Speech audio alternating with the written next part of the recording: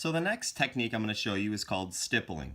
Now, stippling is the creation of value by using small dots either spaced close together or further away. Like hatching, the closer the dots are to one another, the darker the shadow will be, and the further away the dots are, the lighter the shadow will be.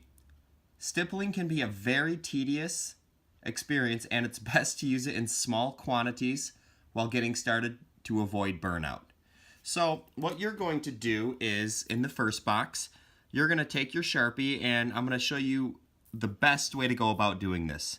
This isn't, a test of strength where you want to pound your pen, okay? I'm going to zoom in a little bit here to kind of show you. But you're just going to take your Sharpie, and I'm using the same Sharpie you guys use. And let's focus in right there. And I'm just going to carefully just press my tip of my pen carefully on my paper, because I don't want to damage this, I don't want to bend it, I don't want to break it. I just want to keep it in as pristine condition as I can. Okay? So that's good enough for my first box, and as the description said earlier, the further spaced apart the dots are, the lighter it's going to be. So if I zoom out, the next box, I'm going to do the same thing, but try to put the dots a little bit closer together. And this comes with a lot of practice, but I want to try to be consistent with it. I don't want any spots where the dots appear too close. And you can already start to tell a little bit of a difference. So if I go to the third box, I just want to kind of take my time and fill in this space provided.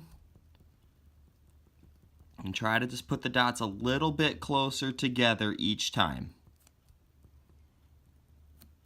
Kind of make sure I use all this space up nice and well.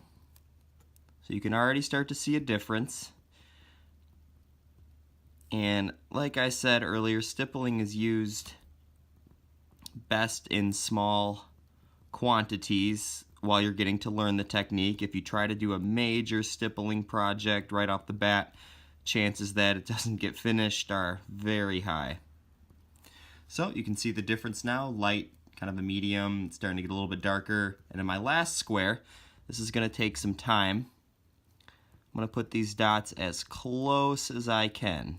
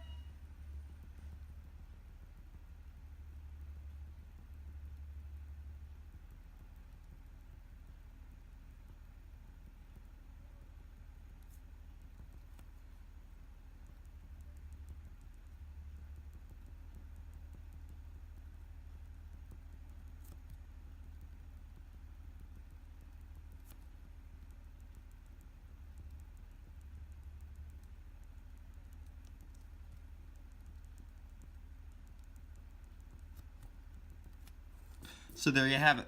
You can see the 4 different values. We've got our light all the way to our darkest, and all I had to do was simply put the dots just closer and closer together to get the value that I wanted.